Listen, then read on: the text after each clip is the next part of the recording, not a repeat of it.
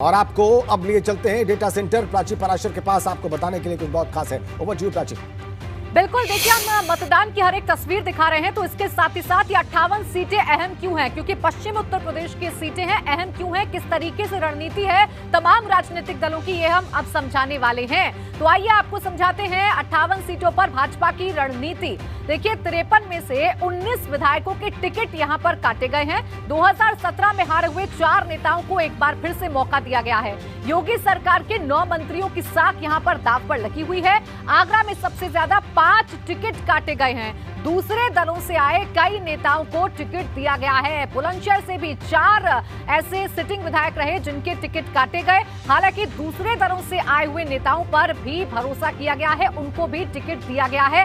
ये रणनीति भारतीय जनता पार्टी की फिलहाल समझ में आती है, क्योंकि ये वो 11 जिले हैं जिन पर इस बार समीकरण बदल रहे हैं और जो सियासी हवा है उसका रुख पूरी तरीके से बदला है। देखिए भारतीय जनता पार्टी की तो हमने बात कर ली, लेकिन समाजवादी पार्टी के दाव क्या है, आइए ये भी जल्दी से आपको समझा देते हैं। जयंत चौधरी को बड़ा भाई बनाया है इस पार्टी में, इस बार चुनाव में समाजवादी पार्टी ने। गठबंधन में एनसीपी को भी एक सीट दी गई है, एकमात्र अनूपचर ऐसी सीट है जिस पर एनसीपी के कैंडिडेट उतरे हैं। खुद 28 पर लड़ रहे हैं और रालोद 29 पर लड़ रही है। 58 में से 43 सीट पर नए प्रत्याशी उतारे गए हैं। दूसरे दल से आए कई नेताओं को टिकट दिया गया है, उन पर भी भरोसा किया है इस गठबंधन ने, और इसीलिए ये कहा जा रहा है कि इस बार मजबूती के साथ गठबंधन चुनाव लड़ रहा है। इन 58 सीटों में, जिसमें से 53 सीटें 2017 में भारतीय जनता पार्टी ने जीती थी। अब आइए मायावती की भी बात कर लेते हैं, क्योंकि इन सीटों पर कभी बसपा का दबदबा रहा है।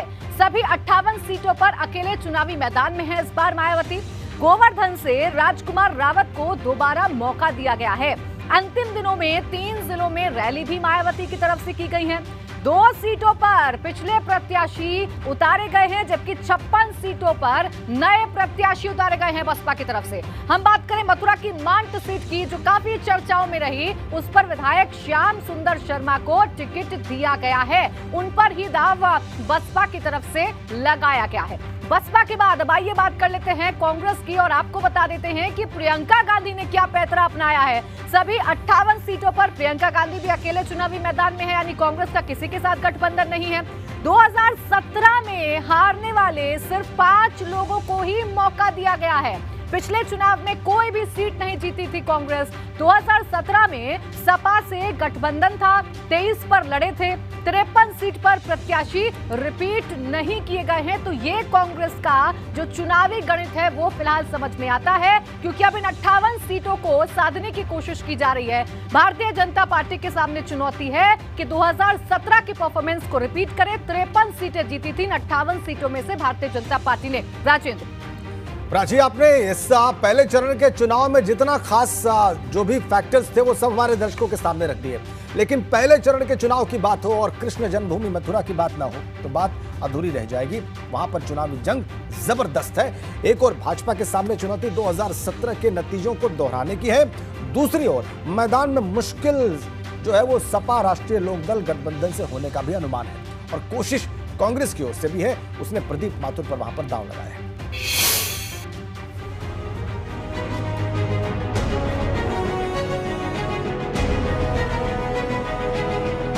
मथुरा जिले में विधानसभा की 5 सीटें हैं। 2017 में यहां 4 सीटों पर भाजपा और 1 सीट पर बसपा ने जीत हासिल की थी। इस बार सपा रालोद ने गठबंधन कर मथुरा की लड़ाई दिलचस्प बनाती है।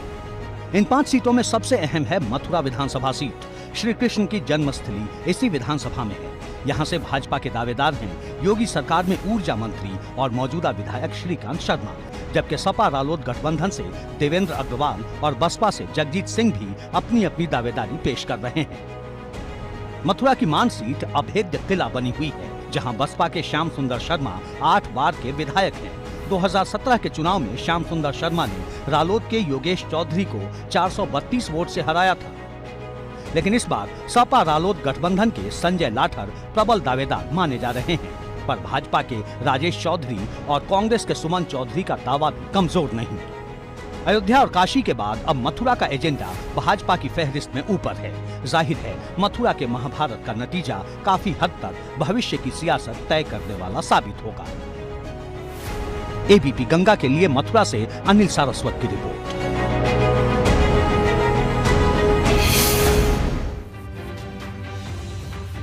मथुरा के बारे में रिपोर्ट आपने देख ली। नोएडा की बात करते हैं, वहां के जिलाधिकारी सुहास LY ने जायजा लिया है।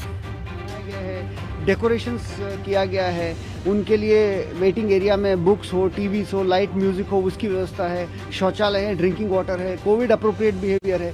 एक मेमोरी क्रिएट करे, वोटर्स को बहुत अच्छा माहौल दे, यही प्रयास है। सर, जो सेंसिटिव पोलिंग बूथ्स है उसके लिए स्पेशली सुरक्षा के क्या कुछ इंतजाम? जितने भी पोलिंग स्टेशन लोकेशन है और हमारी पोलिंग बूथ्स है, उनमें पैरामिलिट्री फोर्सेस लगाई गई है। साथ ही में वेबकास्टिंग कराई जा रही है, माइक्रो ऑब्जर्वर्स की व्यवस्था है, वीडियोग्राफी है। निरंतर हमारी cluster team, sector magistrate, zonal magistrate, super zonal magistrate, ऐसे जो जितने भी हमारी वल्नरेबल एरियाज है, सेंसिटिव एरियाज है, क्रिटिकल पोलिंग स्टेशन है, उसमें सुरक्षा का पुख्ता इंतजाम किया गया है। सर, एक बिल्कुल अलग है ये, इसलिए क्योंकि कोविड का टाइम है तो ये काफी चैलेंजिंग हो जाता है, इसलिए कोविड को लेकर क्या कुछ व्यवस्थाएं? जी बिल्कुल, आपने सही कहा कि गौतम बुद्ध नगर में विगत कुछ दिनों में ये बहुत अच्छी चीज़ देखने को मिली है कि केसेस की संख्या बहुत ही घटी है, और परंतु प्रिकॉशंस सारे लिए गए हैं। हमारी जो पोलिंग पार्टी है वो वैक्सीनेटेड है, और जितने भी आवश्यक कोविड अप्रोप्रिएट बिहेवियर है, आप देख सकते हैं कि वेटिंग एरिया में सोशल डिस्टेंसिंग है, मास्क मैंडेट लोगों को दिया गया है, और जितने भी हमारे पोलिंग ऑफिशियल्स हैं उनको कोविड अप्रोप्रिएट बिहेवियर के बारे में ब्रीफ किया गया है। यहाँ की तो नोएडा का हाल आपने देख लिया। अब आपको बागपत लिए चलते हैं। माझी कला वहां पर सीट है, और वहां पर हमारे संवाददाता अविनाश तिवारी इस वक्त मौजूद हैं। वो हमें बताएंगे कि वहां पर मतदान का क्या हाल है। अविनाश, क्या देख रहे हैं आप, चूंकि 33-34 मिनट हो चुके हैं मतदान का वक्त शुरू हुए वहां पर? देखिए राजेंद्र, अगर बात करें तो इस वक्त में मावी कला जो पोलिंग सेंटर है वहाँ पे मौजूद हूँ। किसान इंटर कॉलेज है यहाँ पे सबसे पहले आपको तस्वीर दिखाना चाहेंगे। हालांकि अभी कुछ वोटर आए हैं, 2 से 3 वोटर अभी पे आए हैं यहाँ पे, चूंकि सुबह का 7:30 बजे का वक्त हो गया। कोहरा एक बार आपको दिखाना चाहेंगे यहाँ की कोहरा कितना जबरदस्त है। और इसके बाद अगर बात करें तो पोलिंग सेंटर पे अभी लोगों का आगमन काफ़ी कम हो रहा है। देखिए 1 से 2 वोटर ही हैं जो अभी तक आए हुए हैं और वोट डालने के लिए। इसके अलावा अगर बात करें तो अभी कोई भी वोटर यहाँ पे आया हुआ नहीं है। आप लोग बताइए, आप वोट डालने आए हैं? आप वोट डालने आई हैं? आप वोट डालने आए हैं? वोट डालने आए हैं? आप वोट डालने आई हैं, पोलिंग करने आई हैं? जी। क्या लग रहा है आपको इस बार कौन जीतेगा? देखो जी, लग तो ऐसे ही रहा है जैसे योगी जीते। आपके क्षेत्र में विकास वगैरह हुआ है? जी। काफी कम संख्या यहाँ पे 2 ही 3 लोग आप लोग आए हैं केवल। देखिए ये बेटी, आप इधर आइए बच्ची, आप भी वोट डालने आई हैं? पहली बार डालने आई हैं? नहीं जी, मैंने प्रधानी में डाल दिया, आपके पास सेकंड चांसेस है मेरा वोट। विधानसभा में पहली बार डालने? हाँ जी। यहाँ पे वोटिंग परसेंटेज काफी कम हो रहा है। देख रहे हैं 2 ही 3 लोग यहाँ पे आए हुए सुबह सुबह। अभी मॉर्निंग का टाइम है तो कभी कम ही लोग आएंगे, जैसे ही टाइम दिन निकलते जाएगा तो जनसंख्या बढ़ती जाएगी यहाँ से, मतलब जो बंदे हैं वो आते जाएंगे। आप लोग प्रेरित करेंगे जाके यहाँ से कि लोग पहुँचे यहाँ पे आए वोट डालने? Yes sir. आप भी करेंगे? जी। और भी लोग आए हैं, 3-4 लोग देखिए और भी आ गए। आप लोग बताइए सर, आप लोग वोट डालने आए? जी। क्या लग रहा है सर इस बार? अगर बात करें तो बागपत की बात करें, यहाँ से विधायक योगेश धामा, कितना आप लोगों ने काम किया है या फिर किसको आप? कमल का फूल। कमल का फूल जितना पड़ा है, आप पहले से तय कर लिए? मन में हम हारता हुआ आदमी भी कभी हम तो हारने वाले नहीं, हारने वाला भी नहीं कहता कभी। ठीक है अविनाश, ठीक है अविनाश, कुछ वोटर पहुंच गए सुबह सुबह। चलिए, शुरुआत हो गई है वोटिंग की वहां पर, और पंडित श्रीकांत शर्मा मंत्री, ऊर्जा मंत्री, वो पूजा पाठ कर रहे हैं। तस्वीरें हमें मिल रही हैं। मथुरा से प्रत्याशी हैं भारतीय जनता पार्टी के, और मंत्री रहे 5 वर्ष। ऊर्जा मंत्रालय जैसा महत्वपूर्ण पदभार उन्होंने संभाला। देखिए, पूजा कर रहे हैं, विधिवत पूजा अर्चना कर रहे हैं पंडित श्रीकांत शर्मा। और ये तस्वीरें लाइव आपकी स्क्रीन पर। श्रीकांत शर्मा की किस्मत का फैसला आज जनता कर देगी, और ईश्वर की शरण में विधिवत पूजा पाठ करते हुए पंडित श्रीकांत शर्मा। देखिए, जितने पूजा पाठ के स्थापित तरीके हैं वो सब यहाँ पर करते हुए दिखाई दे रहे हैं पंडित श्रीकांत शर्मा। पुष्प अर्पण, पूजा पाठ, सब कुछ पंडित श्रीकांत शर्मा के द्वारा मथुरा में। आज उनकी किस्मत का फैसला जो है हो जाएगा। आज जनता जो भी फैसला देगी उनके लिए। देखिए, शीश नमा दिया, दंडवत, बिल्कुल ईश्वर की शरण में पंडित श्रीकांत शर्मा।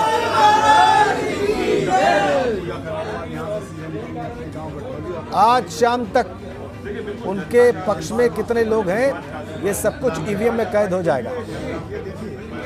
उनकी प्रतिष्ठा दांव पर।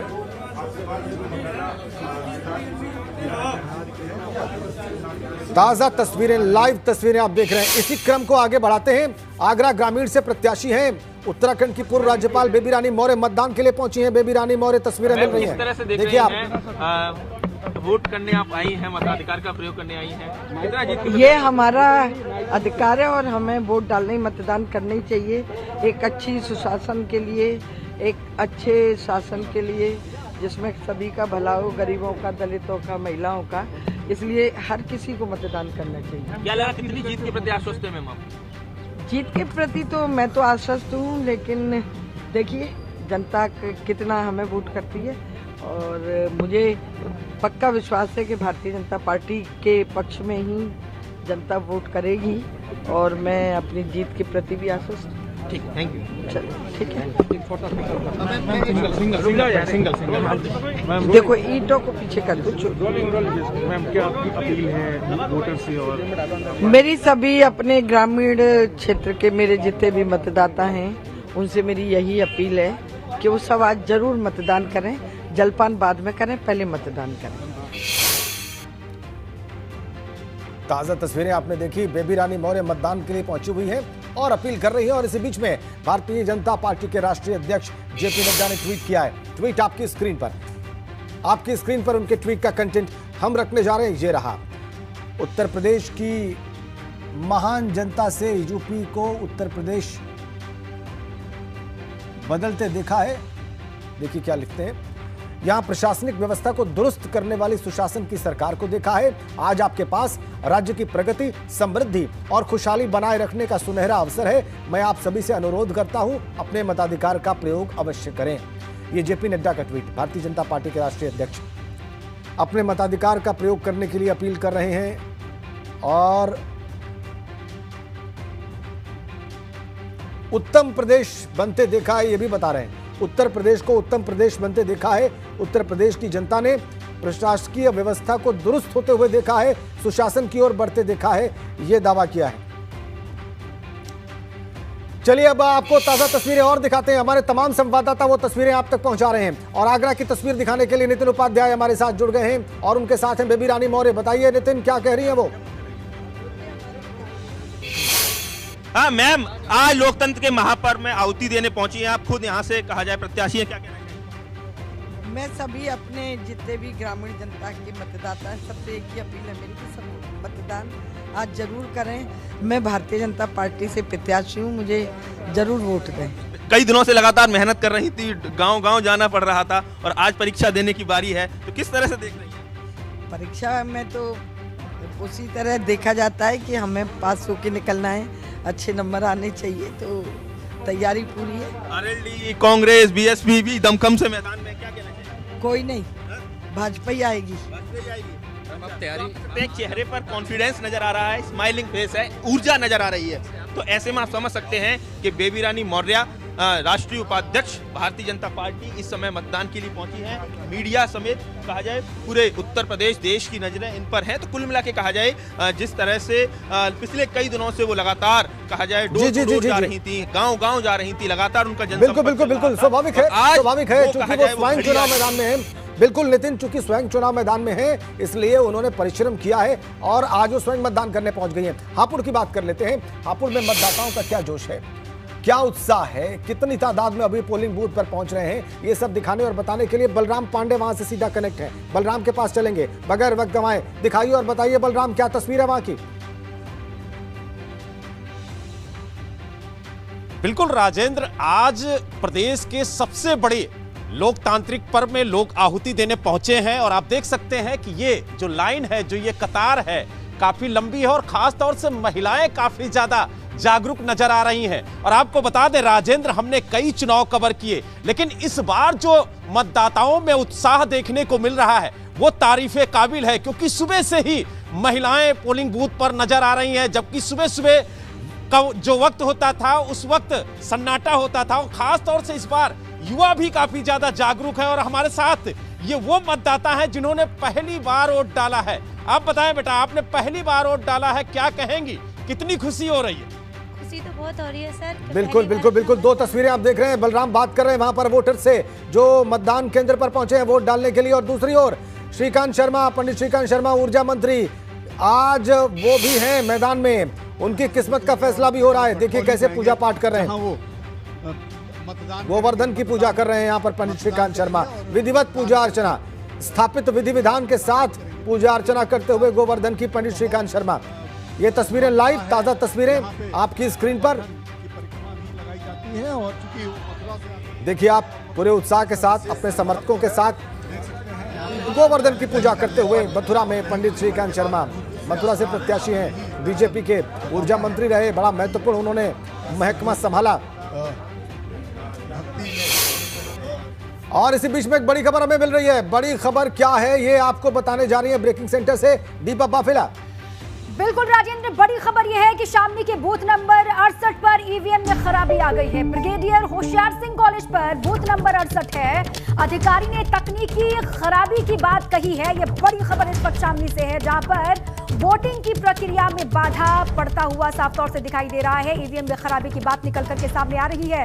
ब्रिगेडियर होशियार सिंह कॉलेज पर यह बूथ नंबर 68 है। अधिकारी से जब बात की गई तो उन्होंने कहा कि कोई तकनीकी खामी है जिसकी वजह से वोटिंग की प्रक्रिया में खलल पड़ गया है। बड़ी खबर शामली से। अलग अलग हिस्सों में वोटिंग की प्रक्रिया शुरू हो चुकी है, लेकिन शामली से यह जानकारी है कि बूथ नंबर 68 पर खराबी।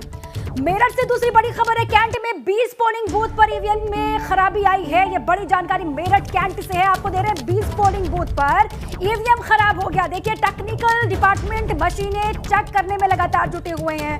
अधिकारी अब इसी पर लगातार जानकारी जुटाने की कोशिश आगे भी हम करेंगे। बहरहाल बड़ी खबर ये दो आपके सामने, शामली और मेरठ से। राजेंद्र बिल्कुल, तो बड़ी खबरें, बड़ी अपडेट्स आपको दीपा ने दे दी। अब हम आपको सीधा मथुरा लिए चलते हैं। अनुभव शुक्ला वहां से हमारे साथ हैं, वो वहां की तस्वीरें दिखाएंगे, मतदान का उत्साह दिखाएंगे। क्या देख रहे हैं आप अनुभव मथुरा में? देखिए बिल्कुल, हम यहाँ पर मौजूद हैं। ये दान घाटी है, गोवर्धन में गिरिराज जी का मंदिर है, और श्रीकांत शर्मा अपने घर से निकले, यहाँ पहुँचे, यहीं पर पूजा पाठ की है, साथ में उनकी पत्नी भी थी, और यहाँ से वो सीधे निकल रहे हैं वोट डालने के लिए।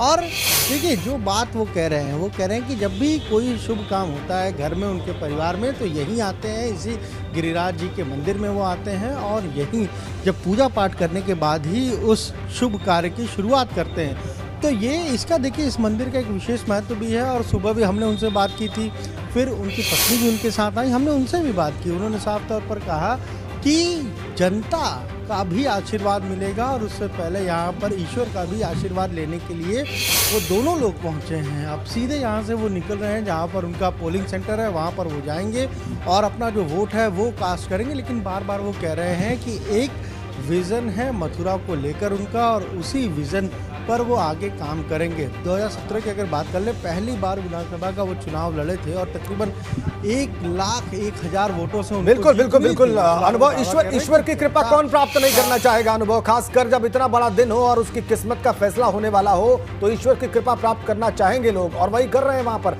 पंडित श्रीकांत शर्मा आपके पास वापस आएंगे, मुजफ्फरनगर चलेंगे, अजीत सिंह राठी वहां पर हैं, और उनके साथ ही केंद्रीय मंत्री संजीव बालियां, उनकी प्रतिष्ठा भी दांव पर है। मुजफ्फरनगर में जो घट रहा है वो अजीत सिंह राठी में बताएंगे, बताइए, दिखाइए अजीत।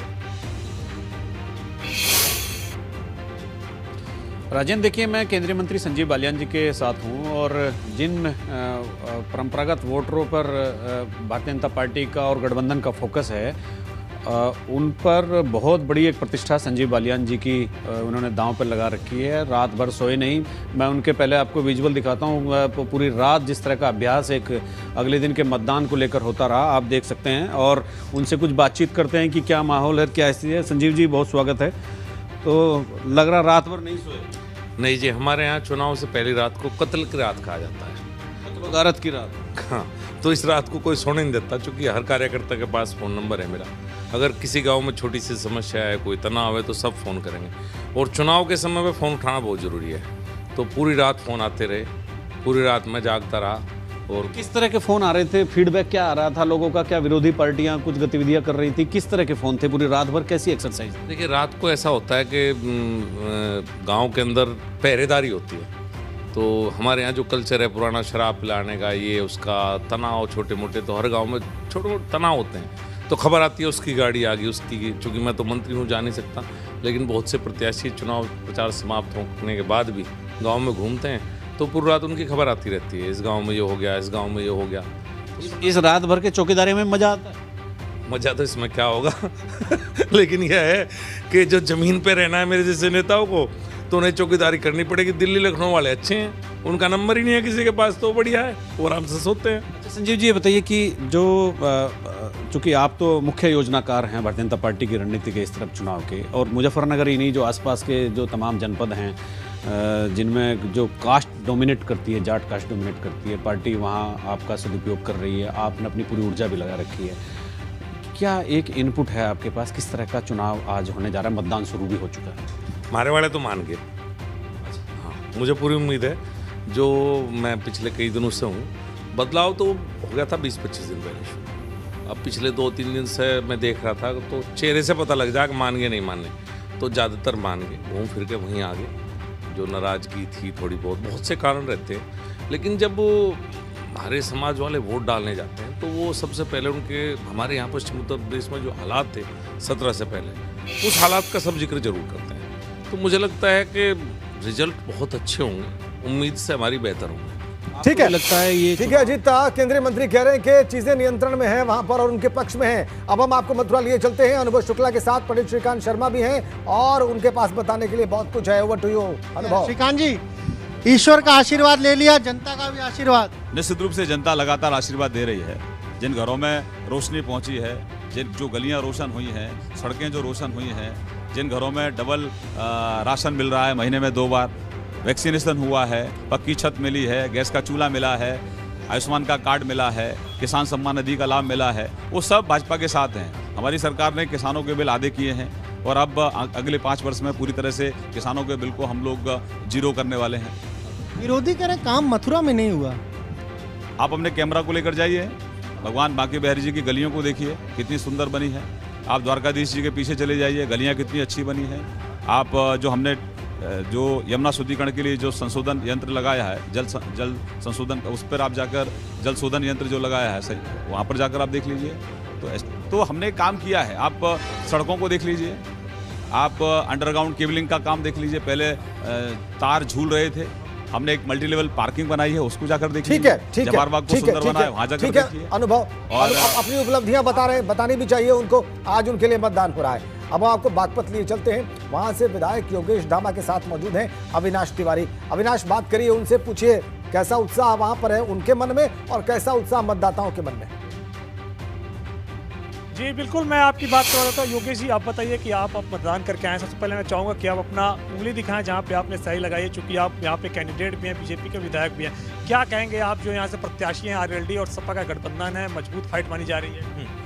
नहीं, फाइट कोई नहीं है, एक तरफा कमल खिलने का काम हो रहा है बागपत से, और योगी जी के नेतृत्व में सरकार बनने जा रही है। लग रहा है कि आप जीत के लिए अपने प्रति आश्वस्त हैं कि आपकी जीत होगी? बिल्कुल, निश्चित तौर पर आश्वस्त हैं। जो हमने विकास कार्य किए हैं, काम किए हैं, जनता का विश्वास जीतने का काम किया, तो जनता पूरी तरह मन बना चुकी है कि अब की बार फिर से कमल खिलाने बागपत में जा रही है। कौन से ऐसे विकास कार्य रहे हैं जिसके बलबूते आपने जनता से वोट मांगे इस बार? विकास कार्य पहले हुए ही नहीं थे, 50 सालों से यहाँ कोई विकास कार्य नहीं। अब नेशनल हाईवे बने हैं, फ्लाईओवर्स बने हैं, राजकीय डिग्री कॉलेज बने हैं, राजकीय इंटर कॉलेज बने हैं, मेडिकल की अच्छी सुविधाएं हुई हैं।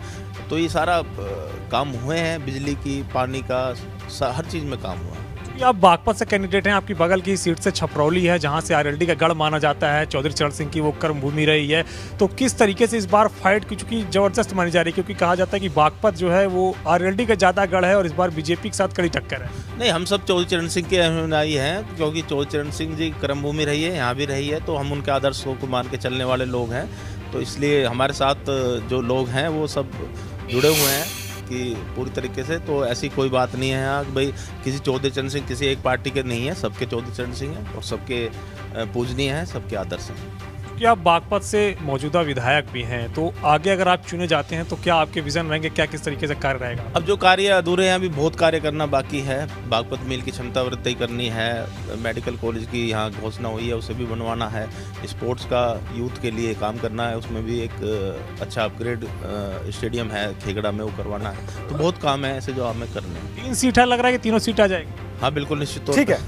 एक आखिरी सवाल है, चूंकि कई पोलिंग सेंटर पे मैं जा रहा हूं तो देख रहा हूं कि भीड़ काफी कम है। बाप मतदान करके निकल रहे हैं, तो क्या लोगों को प्रेरित करेंगे मतदान के लिए? हाँ बिल्कुल, लोग अब आएंगे। थोड़ा मौसम आज कोहरा है, इस वजह से तो अब आने लग रहे हैं। बिल्कुल बिल्कुल, मौसम का असर रहता है अविनाश। सर्द मौसम है, कोहरा है और सुबह सुबह का वक्त है। आप थोड़ा आलस रहता है और वो आलस और उसका प्रभाव दिख रहा है। अविनाश, हमारे तमाम सहयोगी हमारे साथ बने हुए हैं, तमाम सहयोगी हमारे साथ बने हुए फील्ड से, वो आपको तमाम ताज़ा तस्वीरें दिखा रहे हैं। एबीपी गंगा पर आप कोई तस्वीर चूकेंगे नहीं। पहले दौर की 58 सीटों पर यह महा कवरेज हमारी जारी है। आज का दिन हर वोटर के लिए बहुत बड़ा अवसर है। 5 साल में एक बार आता है, आपको चूकना नहीं है। एबीपी गंगा चुनाव के इस वोट पर्व को आपके साथ पूरे उत्साह से मनाने में जुटा है।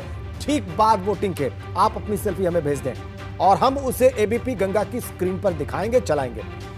और जिस नंबर पे आपको सेल्फी भेजनी है वो नंबर आपकी स्क्रीन पर फ्लैश हो रहा है, मैं पढ़ देता हूं, 9560828081। रिपीट, 9560828081। इसी पर आपको व्हाट्सएप करना है अपनी सेल्फी को और वो सेल्फी यहां एबीपी गंगा की स्क्रीन पर हम दिखाएंगे, हम चलाएंगे। मतदान अवश्य करें।